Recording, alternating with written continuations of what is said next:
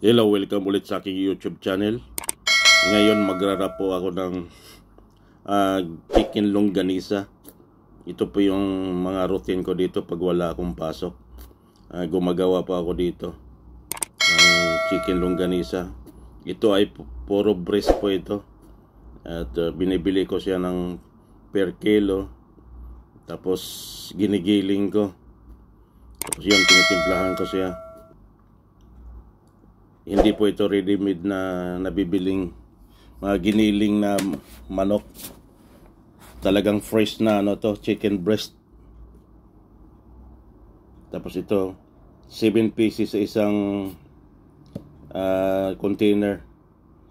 Pwede na itong pangsimula pag nasa Pilipinas na.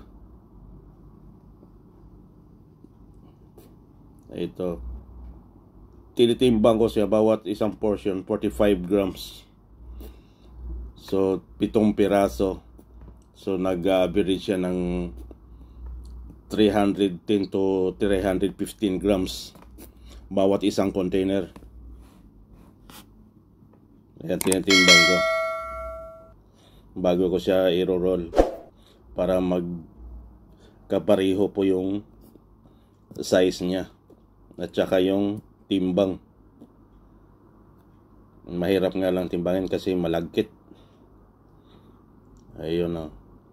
Ang ingredients nga pala nito, mga bawang, white onion, black pepper, salt, meron dito siyang oyster sauce, soy sauce, tsaka brown sugar, and paprika.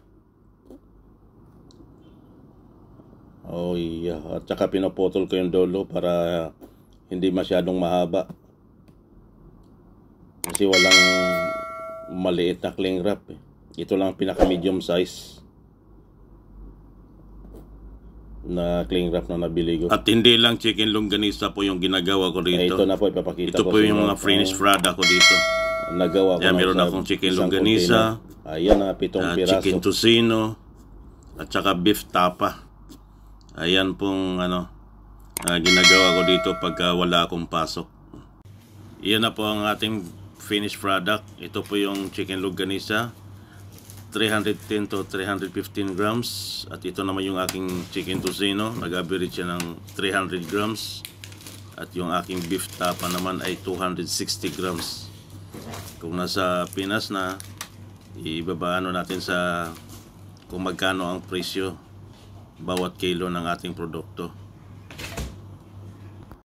At sana po nagugustuhan po ninyo.